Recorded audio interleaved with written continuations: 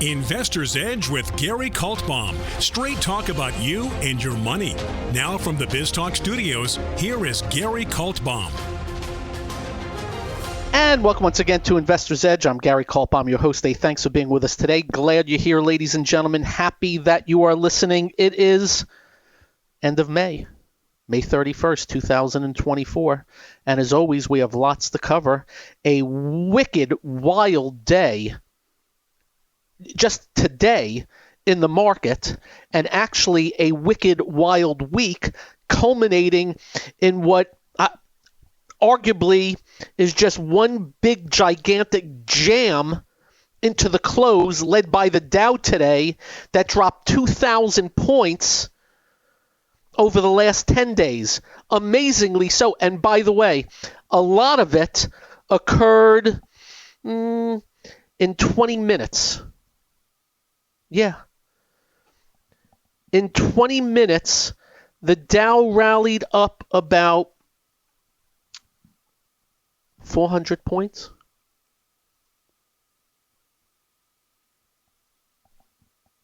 I take it back.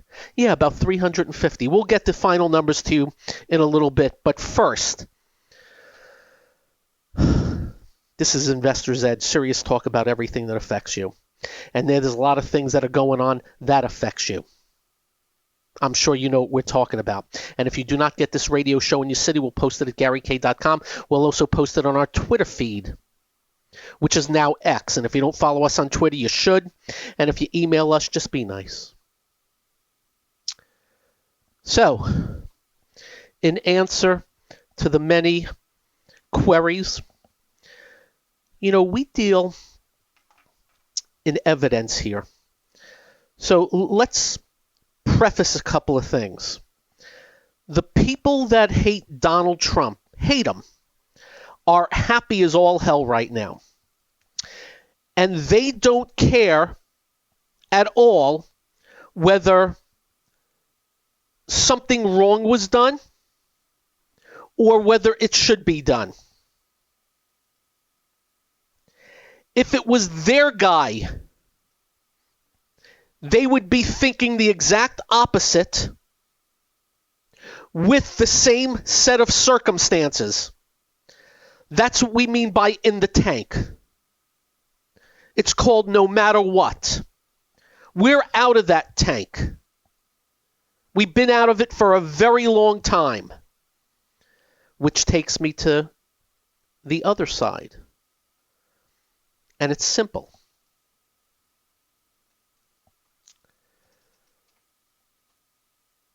No matter what Trump does, says, he can do no wrong for the other side. And according to them, this is highway robbery. But of course, if it was the other side being done to, they would be applauding. In other words, the other side of the tank. That's all. Let me give you my continued stance on all of this. As I've said to you for a while, it is not hard to figure out. In fact, it's simplistic. And something that has not been brought up by anybody makes it simplistic, makes it easy to figure out that a great con was perpetrated on what happened here. It has nothing to do with what Donald Trump did or did not do at all. It has everything to do with what he is accused of. And it's simple. Do you know who Alvin Bragg is? He's the guy who put this all together. In case you don't know, he lowered 60% of all felonies to misdemeanors in his jurisdiction last year. Felonies to misdemeanors in his jurisdiction last year. 60%. 60% of felonies to misdemeanors in his jurisdiction. For Donald Trump, he took misdemeanors and changed it into felonies. Do I need to say anything else? Without changing it into felonies, there's nothing except fines. That's all. And the number 3 guy in the Justice Department for Biden was sent in and was part of the deal. That's all. What? People can't add 1 + 1 and get 2? This was the fix. Notice I'm not even commenting on what Trump did. We're just letting you know that federally and several others passed on it. But the people in New York were determined to take them down. And notice I haven't mentioned the jury because the jury can only go by the instructions, which leads me to the judge. Don't listen to me. Go look at the things the judge did with the jury on, normally, I've been a jurist, you need to have everybody with guilt. And guess what? He changed that also. Again, the fix. And they got the job done. It's simple as that. If this was a Democrat, not only would not been guilty, not only would there not be a trial, not only would not be an indictment, there wouldn't even be an investigation. Alvin Bragg lowered 60% of all felonies to misdemeanors in his jurisdiction last year, and he raised this one, which, by the way, had no violence involved. Some of the felonies that he went to misdemeanor had violence involved. The fix. Politics. That's all. And where it stops, I don't know. The talk is that the judge cannot give jail time because he's 80. It's first time. All kinds of other factors. I'm not so sure of that. Now, can he give enough jail time? Doubt it. Enough for the election time. I believe it's not by coincidence sentencing 4 days before the Republican National Committee. You don't think the fix is in? So for all you that are thrilled at what happened, that are on one side, we just want you to remember, and it's unfortunate,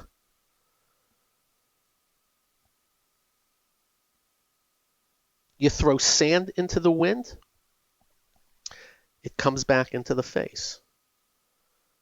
And if the other side ever has a chance, not saying they're going to, oh boy. And let me repeat, I have no idea whether Trump's guilty or innocent of what he did or what he said or whatever. I just know it was a misdemeanor. And the guy who ran it took 60% of felonies, some violent, down to misdemeanor, yet Trump the other way. That's my take. Trump raised $35 million in hours off of it, and a big wow. And where it goes, I don't know. We got 5 months to an election. I suspect it's going to be quite the harrowing 5 months, but quite the wow 5 months. We'll stay on top of it. But as you know, I believe it's the Ebola virus versus the bubonic plague. But as you know, I've also said, we know what Joe Biden will be about for the next 4 years if he wins. He's got to go. And I say that knowing what the alternative is. We cannot have somebody that if he gets the House and Senate, raise everyone's taxes. Capital gains from 20 to 44%, wealth taxes, unrealized capital gains taxes, and his socialist/Marxist giveaways and the unimaginable amounts of debt and deficits. That will definitely rock the House. You know where I stand. I weep for all of us. Up next, we'll put a bow tie on it. Then just a big wow on what happened by the close today. I'm Gary. This is the one and only Investor's Edge.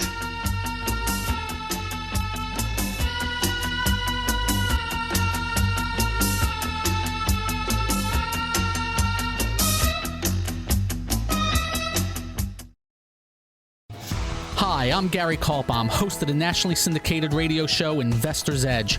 We're not just handsome radio people. We manage investors' money for a living, specializing in fee-based discretionary money management.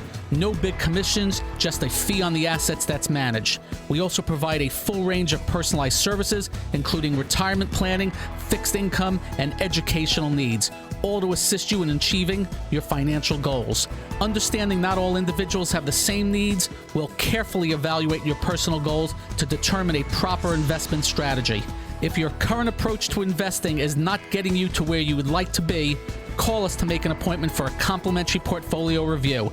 The number to call is 888-422-5559. That's 888-422-5559. That's 888-422-5559. Investment advisory services offered through Kaltbaum Capital Management. It's time to switch on the integrator units and get the brain cells working. You're listening to Hey, this promises to be fun. Investor's Edge The last bastion of quality programming. with Gary Kaltbaum. It doesn't get better than this.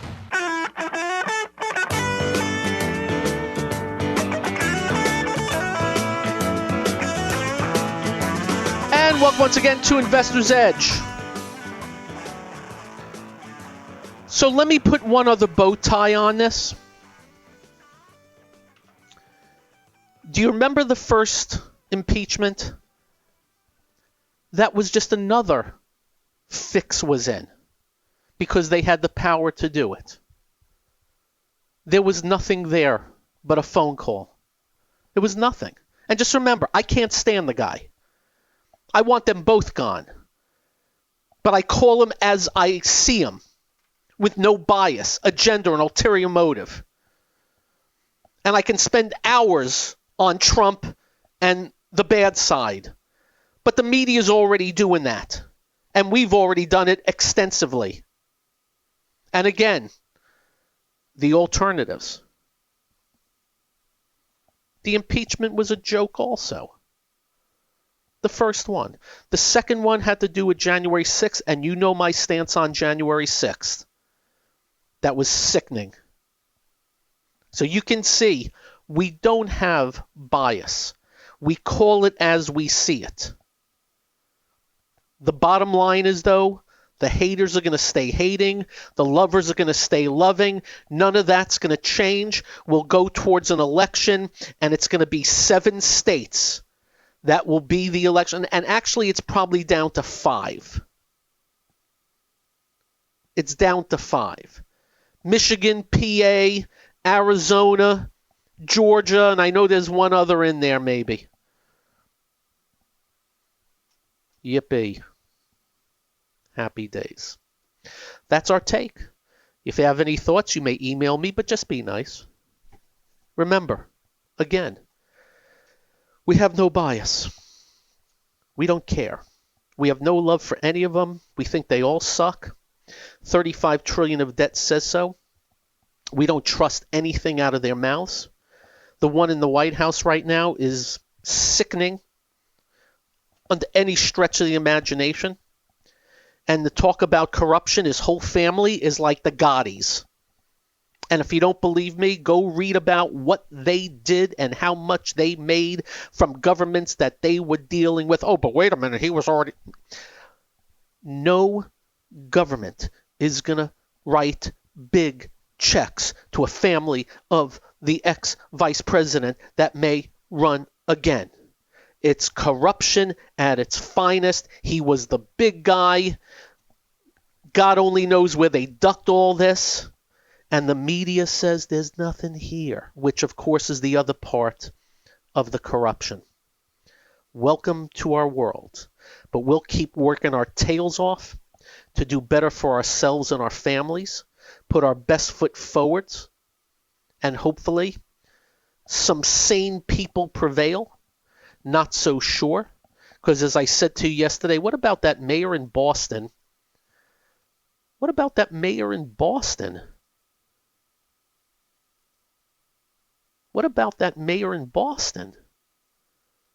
It's unbelievable what some of these people are doing to their cities.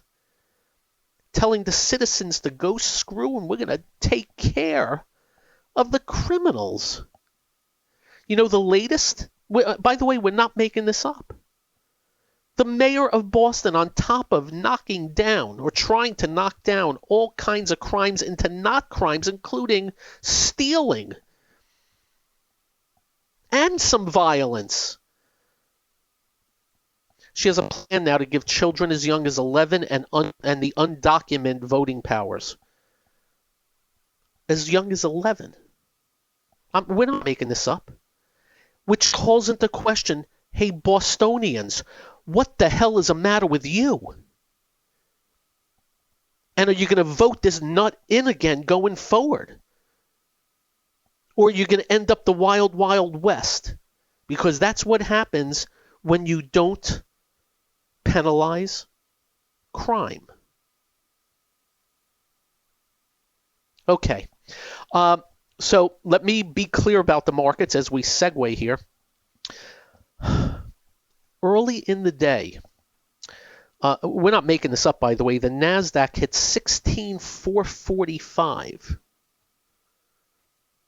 16,445.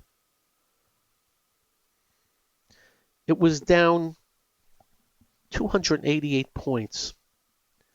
It finished down only 2. And in the last 20 minutes rallied up, I'm not making this up, 574, 160. The Dow, which was strong all day, at 340, was 38,392, working on a good day, 300 points in 20 minutes. And I've already got an email. What was that? Let me tell you what that was. That was big button pushing. By the way, we're not putting it down. We're not saying it's bad.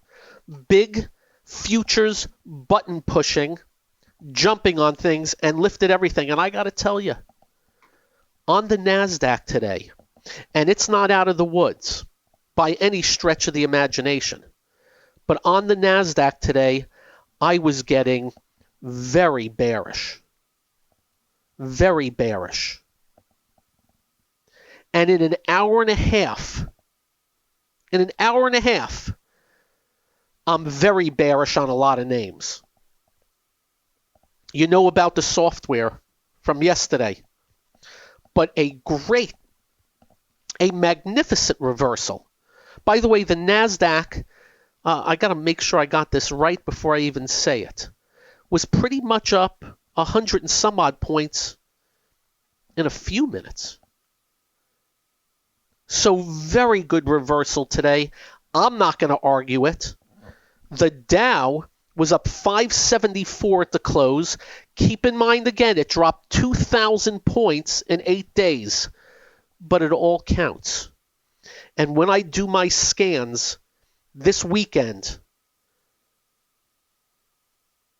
I do them without any bias, no agenda, no ulterior motive, and see what the heck we can find.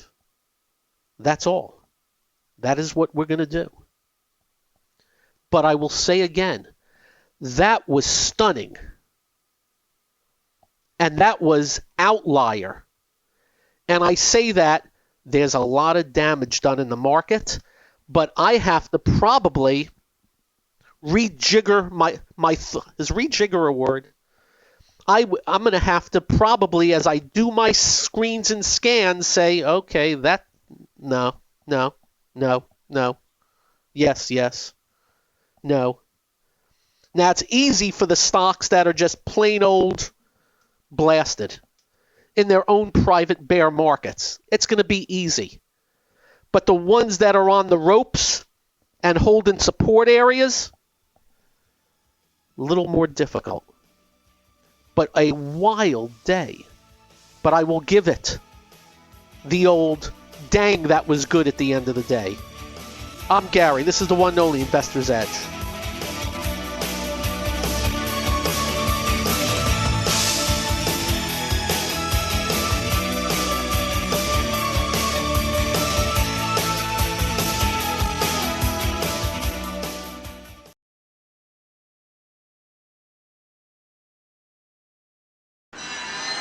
Listening to America is talking.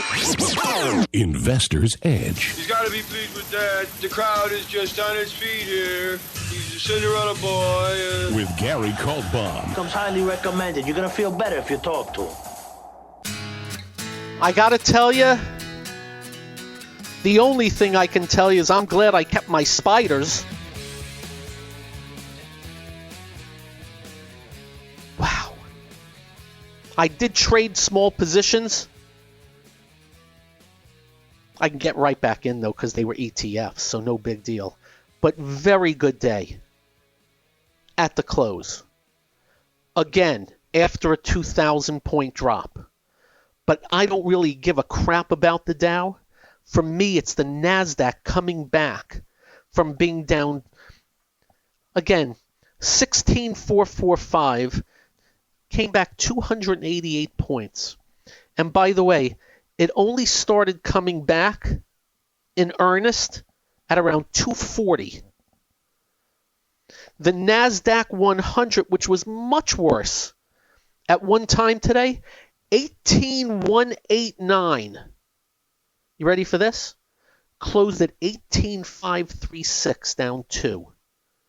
Last I looked, that's 347 points. Wow. And again, the most of it, 305, 310, just a gargantuan jam. And to give you examples, NVIDIA. Well, let's see. It hit a low today of 1069, closed at 1096.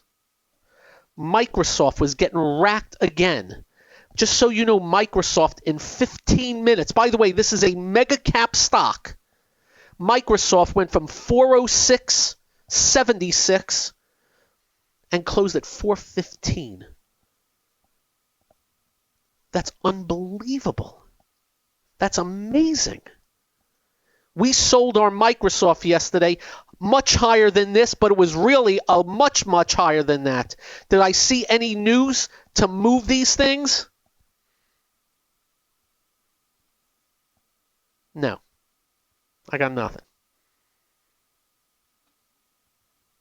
They say broad-based buying interest that included some short covering. They don't know if it's short covering. But Microsoft, look what that did. And it's a mega cap. Stunning. Qualcomm, which, full disclosure, we own, went from up $6 in the last half hour. And Amazon was getting smoked, still finished down $3. Was down 6 or 7. So I get to scan like a madman this weekend, see what I can find. I can tell you Salesforce.com was up 16 today, was down 54 yesterday. So that's not great news, but 16, and it's in the Dow, that's 100 Dow points. For starters. And by the close of the day, Home Depot up 5. Travelers up 3. Goldman Sachs up 6. Amgen up 4. Boeing, even with their problems, and the stock's still dead, up 5. And remember, every point is 6.78 Dow points. Dang. 45 minutes of trading changed what was going to be a significantly ugly day to what I call a big wow reversal. And we just remember, we don't rationalize. We have no interest in rationalizing. When we do our scans, we're not going to give a crap why it happened. We just know it happened, and we'll deal with it. Dow was oversold, normal to bounce, but 574. By the way, 574 is only about 1.6%, but it's a darn good 1.6%. I'm not sure I can add much. All day, it was better action in the stuff. They were cramming, beating the crap out of the tech, and I'm thinking that the big cap tech, oh, it's in big trouble. And I got news for you, a bunch of it still is. But when you go from down 340, 350 on the NASDAQ 100 and finish down 2, that would be defense. And again, I have no clue why. I only care what is, and we'll see what we can find when we do our scans. And as I sit here, I must tell you, I'm doing a little bit of going through. There's still a lot of bad-looking stuff. What's still in decent shape? The big banks. They had been pulling back for the last week or so. Strong day today. Big banks are of importance. The transports finally bounced. That was up 260 today. Of course, it dropped about 1,400 points in recent weeks.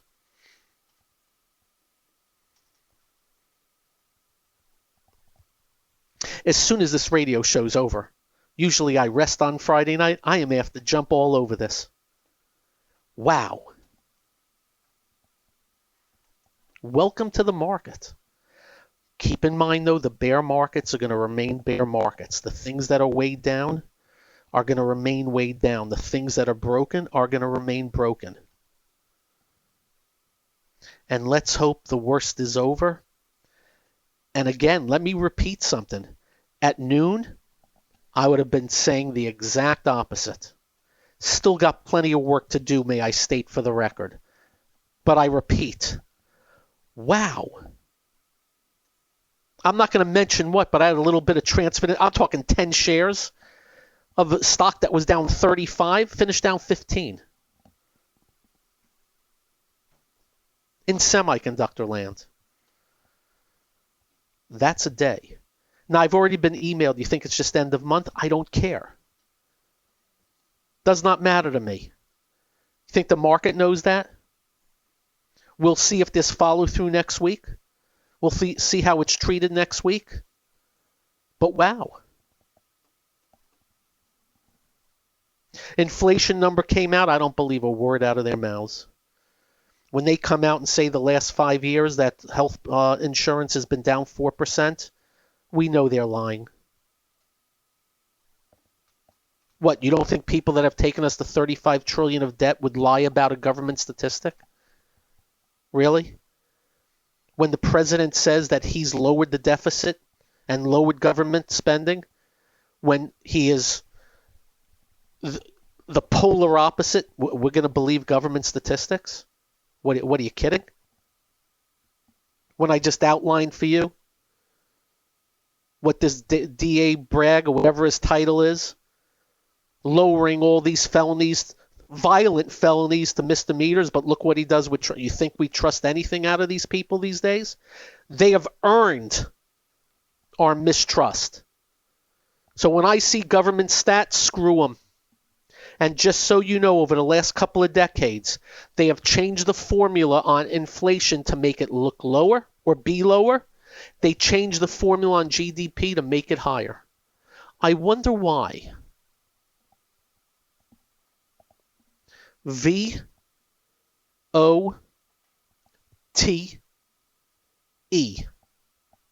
That's why. Trust is low. All right. Anybody hear of Citron Research?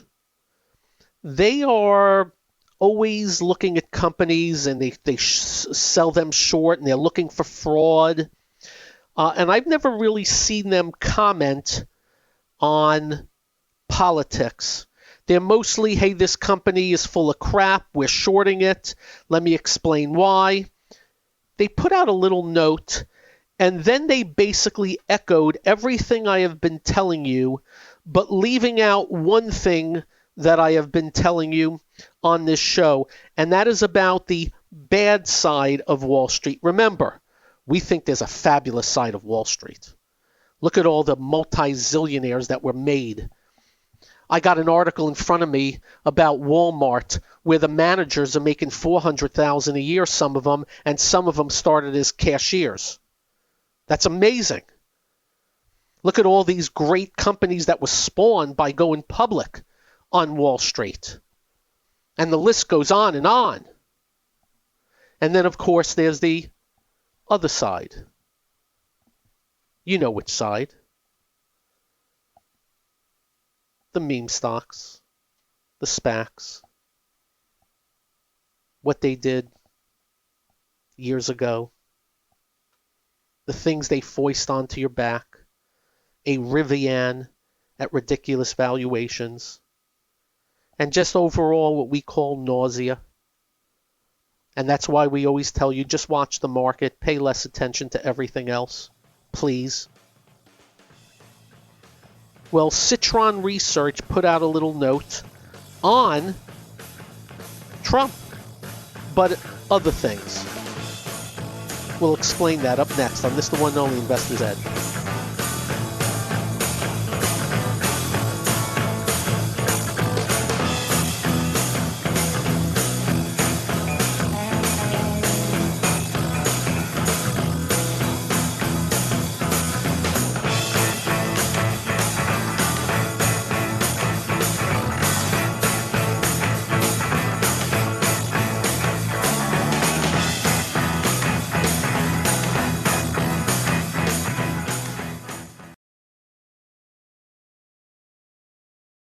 You're listening to What are we waiting for? Well, what are you waiting for? 1, 2, ready, go. Action! Investor's Edge with Gary Kaltbaum.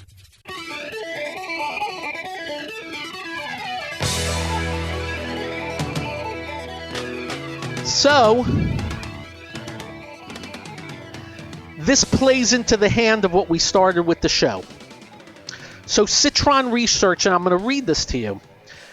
Feeling compelled to address a political matter, I must express my concerns as a corporate fraud expert with over 2 decades of experience. The prosecution of Trump appears to be driven by political motives, which is detrimental to our nation. This perspective isn't rooted in a belief that he is innocent of the charges, but rather in the selective nature of the prosecution. He's just echoing everything we said, but this is the best part. Consider the context. Are you ready, ladies and gentlemen?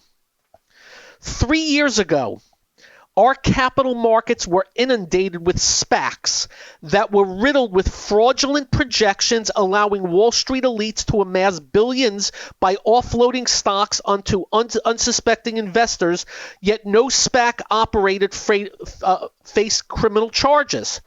Well, that's not true. One did. But we highlighted dozens for you. They just plain lied.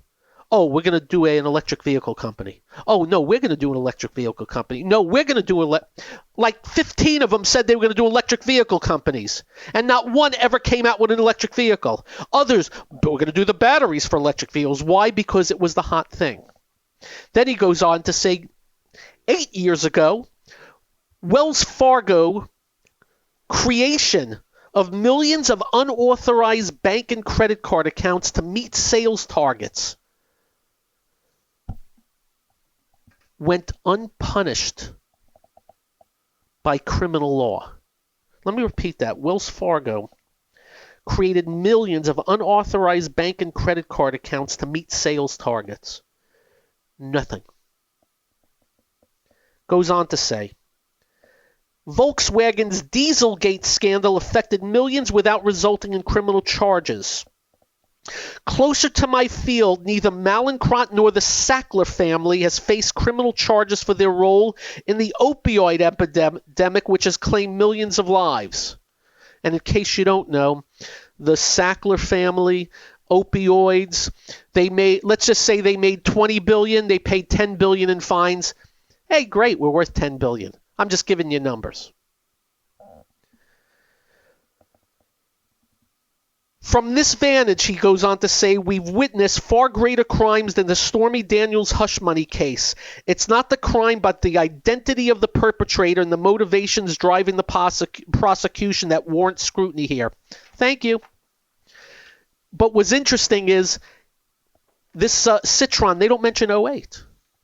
Just so you know, in 08, in plain sight, with text messages as evidence, Goldman Sachs put together tranches of mortgage-backed securities, sold them, and then shorted them, and knowing they were dog crap. The rating services, there are texts between people that were rating mortgage-backed securities AAA, and in the text said, boy, this is a bunch of dog, and they used the other word for crap. Nobody arrested. That is massive, gargantuan fraud that cost hundreds of, almost took the house down. Nobody. Selective.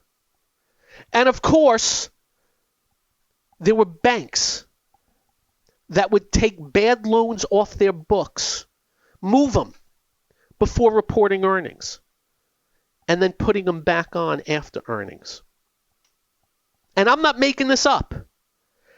Years later, regulators came out and said, we don't want you doing that anymore. What? I'm going to jail. I'm shut down because I'm a little guy again. And you wonder why.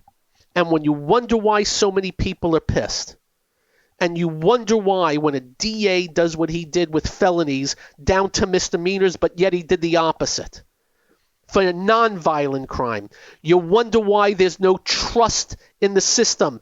You wonder why so many people are pissed off. And by the way, we're not even talking about Trump here. You wonder why I have to come on this show and say, look what they did today.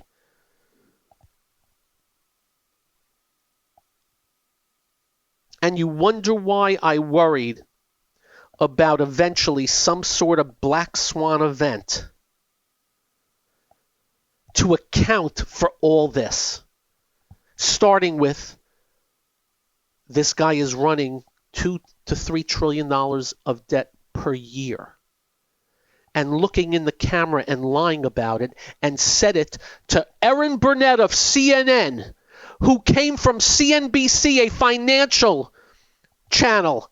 And when he lied to her face about debt and deficits and lied to her face about inflation, she sat there like a mannequin. And you wonder why. So we're going to continue to do our job here with the markets. We're going to continue to do our job with everything else. Because we don't know when, and maybe it never happens, and let's hope it never happens. But Economics 101 states that there are ultimate outcomes for what they are all doing. And in the numbers, they are doing it. $160 billion of loan relief, which just gets added to our debt. That is money that's supposed to be paid to the government that's never going to be paid to the government. And it's supposed to be paid over time with interest that they're never going to get, which probably comes out to $400 or $500. And they don't give a crap because, as I have stated to you, You don't go to your bank account and see $200 coming out of the bank and it says for student loan relief, and you call up your bank and say, what the hell is this? And they say, well, you're relieving somebody's student loan. If that was the case, they would not be doing this. They wouldn't be able to get away with it, but now they can. And they've turned $160 billion into a footnote. We'll stay on it. But that all said, one hell of a comeback today. I wouldn't have believed it. We deal in reality. Have a great weekend. Drive carefully. When you get home, do like we do. Quite simple. Make sure you hug your family. Make sure you hug your children. They will feel better. You will feel better. I promise. Peace out, all. Thanks for joining us. Have a great one. Bye-bye. This has been Investor's Edge with Gary Kaltbaum on BizTalk. To listen to past episodes or to get in contact with Gary, go to GaryK.com. That's GaryK.com.